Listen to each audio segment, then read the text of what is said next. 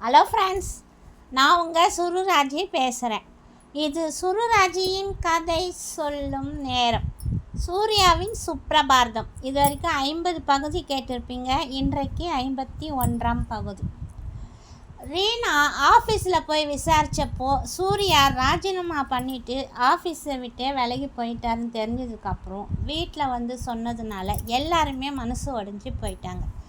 சூர்யா எந்த காரணமும் சொல்லாமல் எதுவுமே பேசாமல் இப்படி அவன் அமைதியாக இந்த இடத்த விட்டு வீட்டை விட்டு தனியாக எங்கே போயிருப்பான்னு எல்லாருமே புலம்ப ஆரம்பித்தாங்க. ரீனா உடனே பிருந்தா கிட்ட சுப்ரியாவோட வீட்டு அட்ரஸ் உனக்கு தெரியுமா என்று கேட்க, பிருந்தாவும் அவங்களோட வீட்டு அட்ரஸ் எனக்கு தெரியும்னு சொல்லி ரீனா கிட்ட அந்த அட்ரஸை சொன்னாங்க. ரீனாவும் உடனே அந்த டாக்ஸிலேயே சுப்ரியாவின் வீட்டுக்கு போக ஆரம்பித்தான். ரீனா சுப்ரியாவோட வீட்டுக்கு போகும்போது அவங்க வீட்டுக்குள்ளே உள்ளே நுழையும்போது வைதேகி தான் ரீனாவை முதல்ல பார்த்தான். அடடே, ரீனாவா, உள்ளே வாமா என்று சொன்னான். தயங்கி கொண்டே வந்த ரீனாவும், தேங்க்ஸ் ஆண்டி, எங்கே என்னை பார்த்த கோவத்தில் உடனே கோவப்பட்டு என்னை வெளியில் போ அப்படின்னு சொல்லிடுவீங்களோன்னு பயந்துக்கிட்டே தான் நான் உள்ளே வந்தேன் என்று தயங்கினாள் ரீனா. உன் மேலே கோவப்பட்டு இப்போ நாங்கள் என்ன பண்ண போகிறோம்? இனிமேல் என்ன தான் ஆக போகுது? நாங்கள் ஆரம்பத்திலேயே அஸ்வினி மேலேயும் சுப்ரியா மேலேயும் கோவப்பட்டதுனால தான் எங்கள் 2 பொண்ணுங்களோட வாழ்க்கையே வீணாக போயிடுச்சு என்று ரீனாவை பார்த்தவுடன் பேசிக்கொண்டே வந்தாள் ராதிகா. சுப்ரியா எங்கம்மா, நான் அவளை பார்க்கணும் என்றாள் ரீனா. மேலே மாடியில் அவளோட ரூமில் தான் இருக்கா. நீ போய் அவளை பாருமா. நீ போய் பார்த்து அவளுக்கு ஆறுதலாக ஏதாவது பேசு. அவளோட தலையெழுத்து இப்படி ஆகும்னு நாங்கள் கொஞ்சம் கூட நினைக்கல. சுப்ரியாவோட வாழ்க்கையில் நீ ஒரு பிரச்சனையாக இருப்பேன்னு தான் நாங்கள் ஆரம்பத்துலேருந்து நினச்சி சந்தேகப்பட்டுட்டு இருந்தோமே தவிர என்னுடைய பெரிய பொண்ணு அஸ்வினியே பிரச்சனையாக வந்து நிற்பான்னு நான் கனவுல கூட நினச்சி பார்க்கல என்று ரவிச்சந்திரனும் ரீனாவை பார்த்து தன்னுடைய வருத்தத்தை தெரிவித்து கொண்டார். தேங்க்ஸ் அங்கிள் என்று சொல்லிக்கொண்டே மேலே மாடிக்கு போக ஆரம்பித்தாள் ரீனா. அப்படி இந்த ரீனா சுப்ரியா கிட்ட போய் என்ன தான் பேச போகிறா? சரி, இவ சுப்ரியா கிட்ட போய் என்ன பேச போகிறான்றத நம்மளும் போய் கேட்டு தெரிஞ்சுக்கலான்னு வைதேகி அத்தையும் ரீனாவின் பின்னாலே மேலே மாடிக்கு செல்ல ஆரம்பித்தார். மேலே மாடியில், அக்கா, நான் தான் நீ சொன்ன மாதிரி அவர் டைவர்ஸ் பண்ணி பிரிஞ்சு வந்துட்டேன்ல, இப்போ எதுக்காக நீ எங்களுக்கு நிச்சயதார்த்த ஆல்பத்தையும் கல்யாண ஆல்பத்தையும் எரிச்சிட்ருக்க என்று சுப்ரியா அஸ்வினியை தடுக்க ஆரம்பித்தாள். ஆனால் அஸ்வினி அந்த போட்டோக்களை எல்லாம் எரிக்க ஆரம்பித்தாள். நீ இப்போது இத்தனை நாளாக இந்த ஆல்பத்தை தானே யாருக்கும் தெரியாமல் பார்த்து ரசிச்சுக்கிட்டு இருந்தேன். அவனோட ஞாபகம் கூட உனக்கு வரக்கூடாது. அவனோட ஃபோட்டோ எதுவுமே இங்கே இருக்கக்கூடாது. அவன் ஃபோட்டோ இருந்தால் நீ இப்படி தான் அந்த ஃபோட்டோவை எடுத்து பார்த்துக்கிட்டே இருப்பேன். எனக்கு அது சுத்தமாக பிடிக்கவே இல்லை. நீ எதுக்காக அவனை பார்க்குற? நான் தான் அவனை பார்த்து ஆசைப்பட்டு வாழ்க்கையை தொலைச்சிட்டேன். நீ அவன் கூட சேர்ந்த வாழ்க்கையை வேணான்னு முடிவு பண்ணி தானே மொத்தமாக டைவர்ஸ் வாங்கிட்டு வந்துட்டேன். திரும்ப திரும்ப அவன் போட்டாவே பார்த்துட்டு இருந்தா எனக்கு கோவம் வராதா? அதுதான் மொத்த போட்டாவையும் வச்சு எரிச்சிட்ருக்கேன் என்று கூறி சிரித்தாள் அஸ்வினி. அஸ்வினி அக்கா, உங்களுக்கு பைத்தியம் தான் பிடிச்சிருக்கு. ஏன் இப்படி சுப்ரியா அக்காவை கொடுமைப்படுத்திக்கிட்டே இருக்கீங்க? நான் இதுக்கு மேலே அப்பா அம்மா கிட்ட எதையும் மறைக்கிற மாதிரி இல்லை. நீங்கள் வர வர ரொம்ப பண்ண ஆரம்பிச்சிட்டிங்க. இப்போது கல்யாண ஆல்பம் எல்லாத்தையுமே எரிக்கவும் ஆரம்பிச்சிட்டிங்க. நான் இதை இப்போவே கண்டிப்பாக வீட்டில் சொல்ல தான் போகிறேன் என்றாள் காவ்யா. அடைச்சி போ அப்படி என்று அவளை பிடித்து அஸ்வினி தள்ளிவிட்டாள். கீழே விழப்போன காவியா என்று அவளை அணைத்து கொண்டாள் சுப்ரியா. அக்கா கிட்ட நீ எதுவுமே பேசாத. கோவத்தில் அவள் உன்னை ஏதாவது பண்ணிட போகிறா.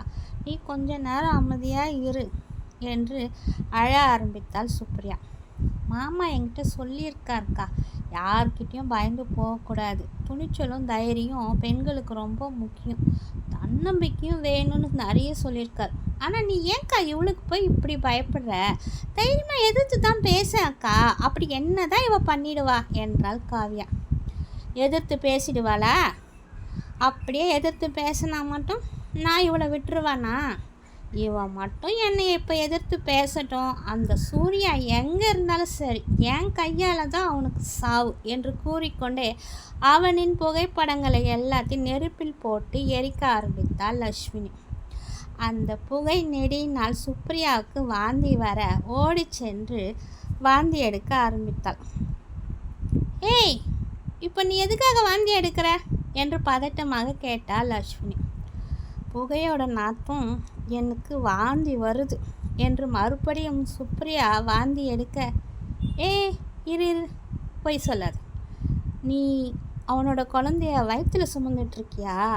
அதனால தானே வாந்தி எடுக்கிற என்று அஸ்வினி சுப்ரியாவுடன் கோபமாக கேட்டாள்.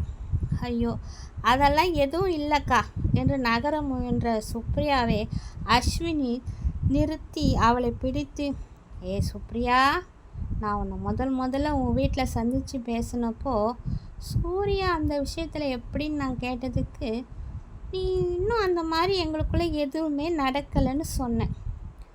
ஆனால் இப்போ வாந்தி எடுக்கிறேன் என்று அவளின் கையை பிடித்து அழுத்த ஆரம்பித்தாள். அந்த சமயத்தில் உள்ளே வந்த ரீனாவும் அத்தையும் இதனை கேட்டுக்கொண்டு வர ஆரம்பித்தார்கள். ஐயோ அக்கா, சத்தியமாக தான் சொல்கிறேன், அந்த மாதிரியெல்லாம் எங்களுக்குள்ளே எதுவுமே நடக்கலை. நான் உண்மையை தான் சொல்கிறேன். இது வரைக்கும் சூர்யா என்னை தொட்டதும் இல்லை, நான் அவரை என்னை தொட விட்டதும் இல்லை.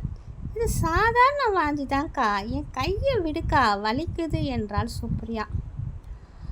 இதனை கேட்ட அத்தை வைதேகி, அடிப்பாவி, அப்படின்னா கோர்ட்டில் நீ சொன்னதெல்லாம் பொய்யா என்று அத்தை கோவப்பட்டு கத்தவும் வைதேகியின் குரலை கேட்டு சத்தம் கேட்டு வேகமாக ராதிகாவும் ரவிச்சந்திரனும் மேலே மாடிக்கு வந்து விட்டார்கள். வந்தவர்கள் ஃபோட்டோக்கள் எல்லாம் எரிந்து கொண்டிருப்பதை பார்த்தார்கள்.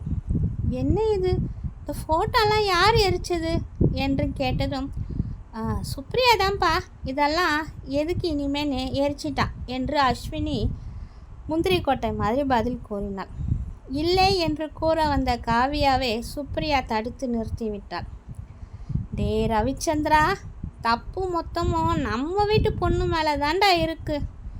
அந்த சூர்யா செஞ்ச ஒரே ஒரு தப்பு இவளை கை நீட்டி அடித்தது மட்டும்தான்டா. ஆனால் மற்றபடி இவன் நம்மக்கிட்ட சொன்னது எல்லாமே பொய் என்று கூற ஆரம்பித்தாள் அத்தை. என்னாச்சுக்கா? சுப்ரியா அப்படி என்ன நம்மக்கிட்ட போய் சொன்னா? நம்ம தான் நடந்ததெல்லாம் நேரில் பார்த்தோம்ல. அவன் இவளை எப்படியெல்லாம் அடித்து சித்திரவதை பண்ணியிருக்கிறான். நீங்கள் என்னடானா சுப்ரியா மேலே தான் தப்பு இருக்குன்ற மாதிரி பேசுகிறீங்க என்று ரவிச்சந்திரன் கேட்டார். ஆமாம், நம்ம கண்ணால் பார்த்தது தானே இது வரைக்கும் நம்பிக்கிட்டு இருந்தோம். நம்ம பொண்ணாச்சே, நம்ம பொண்ணு ஏன் நம்மக்கிட்ட போய் சொல்ல போகிறான் தானே இவ சொன்னதெல்லாம் நம்பிக்கிட்டு இருந்தோம். என்னதான் நம்ம பொண்ணை கட்டின மாப்பிள்ளையாக இருந்தாலும் அவன் ஆம்பளை தானே, வேறு வீட்டு பையன் தானேன்னு அவன் மேலே நம்ம நம்பிக்கை கொஞ்சம் கூட வைக்காமல் இருந்துட்டோம். ஆனால் இவ பண்ண தப்பு எல்லாம் நம்மக்கிட்ட மொத்தமாக மூடி மறைச்சிட்டாடா. இவ என்ன பண்ணான்னு மட்டும் நான் சொன்னேன், அவ்வளோதான் என்று சொல்லி அத்தை உடனே சுப்ரியாவின் பக்கமாக திரும்பி, ஏண்டி இப்படி பண்ண, எதுக்காக இப்படி பண்ண, நீ இப்படியெல்லாம் பண்ணுவேன்னு நாங்கள் கொஞ்சம் கூட நினச்சி கூட பார்க்கல. உன் மேலே நாங்கள் எல்லாருமே எவ்வளோ நம்பிக்கை வச்சுருந்தோம்.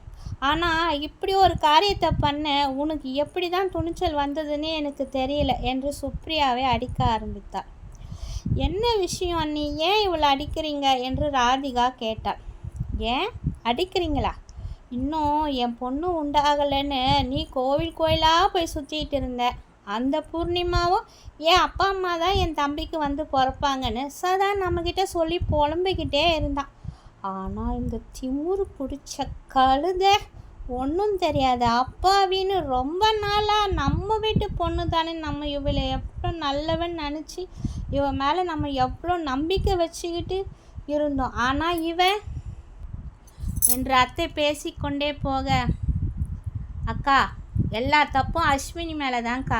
அஸ்வினி இந்த வீட்டுக்கு வந்ததுக்கு அப்புறமா தான் சுப்ரியா கிட்டே இந்த மாற்றங்கள் எல்லாம் தெரிய ஆரம்பிக்குது. கோர்ட்டில் டைவர்ஸ் பண்ணி பிரித்து விட்டதுக்கு அப்புறம் கூட சுப்ரியாவுக்கு அவன் மேலே எந்த அளவுக்கு கோவம் இருந்திருந்தா அவனோட ஃபோட்டோக்கெல்லாம் இப்படி எரிச்சிக்கிட்டு இருப்பான். சுப்ரியாவை அந்த அளவுக்கு வெறுத்து போனதுக்கப்புறம் நீ சம்மந்தமே இல்லாமல் எதுக்காகக்கா சுப்ரியாவை திட்ட ஆரம்பிக்கிற? பாவங்க்கா, அவளே ஏற்கனவே மனசு நொந்து போயிருக்கா. நீ வேற வார்த்தையால் அவளை காயப்படுத்தாதக்கா என்றான் ரவிச்சந்திரன்.